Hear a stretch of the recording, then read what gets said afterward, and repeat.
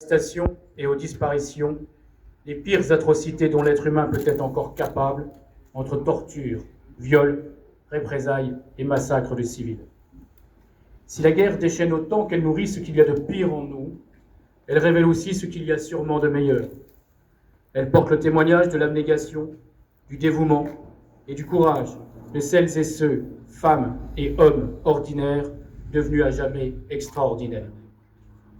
Parmi les héros de la résistance qui, au péril de leur vie, ont choisi de se dresser contre l'oppression nazie et de lutter avec courage pour que la liberté et la dignité humaine triomphent, il est un nom qui résonne aujourd'hui particulièrement fort, ici, devant sa maison familiale, celui de Gabriel Peyeur, entouré des siens, Marie-Agnès, Jean-Pierre, Bernard, Isabelle. Ce jeune homme engagé dans le maquis des Guilles le 1er mars 1943 s'est battu contre l'occupant avant d'être arrêté le 17 août 1944 alors qu'il revenait d'une mission de transport d'armes. Incarcéré et interrogé avec une violence terrible, Gabriel Peyeur fut fusillé 2 jours plus tard, le 19 août 1944. Il n'avait même pas encore 22 ans. Au-delà de son engagement et de son sacrifice, c'est l'humanité de Gabriel qui nous touche profondément. Car dans les dernières heures de sa vie, alors qu'il savait que son destin était scellé, Gabriel a laissé un message gravé sur les murs de sa cellule. Un message pour ses proches, un message d'adieu, un message empli d'amour. Ces mots d'une simplicité bouleversante résonnent encore aujourd'hui avec force, et je veux, après Jean-Pierre ici, les répéter. Faites-le savoir à mes parents. Parents chéris, pardonnez-moi, je vous aimais.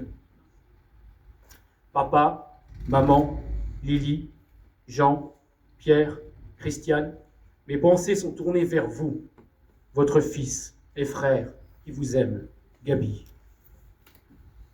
Dans ces derniers instants, Gabriel a pensé à ses proches, à celles et ceux qui l'aimaient et qui l'ont vu partir à la guerre. C'est à eux qu'il a voulu laisser un dernier témoignage de son amour. Gabriel leur a demandé pardon, sans doute pour la douleur et la peine qu'il savait qu'il leur causerait. Ce message, simple, mais ô combien poignant, nous rappelle que les résistants n'étaient pas seulement des combattants, mais aussi des fils, des frères, des pères, et qu'ils auraient été des oncles. Derrière chaque héros de la résistance, il y a un cœur battant, une vie pleine de rêves, brutalement interrompue par la barbarie. 80 ans plus tard, si nous accomplissons un geste de mémoire autant que de reconnaissance, il nous revient à notre tour d'exprimer notre gratitude à Gabriel Peyeur pour son infini courage et son ultime sacrifice. 80 ans plus tard, Jarville-la-Malgrange rend hommage à l'un de ses héros, à l'un de ses fils, un hommage attendu, mérité. C'est donc avec une émotion particulière que nous dévoilerons dans un instant une plaque commémorative sur la façade de la maison familiale de Gabriel Peyeur. Son message et son combat sont aujourd'hui de précieux héritages, des traces indélébiles de ce qu'il était, un jeune homme courageux, mais surtout un fils et un frère aimant.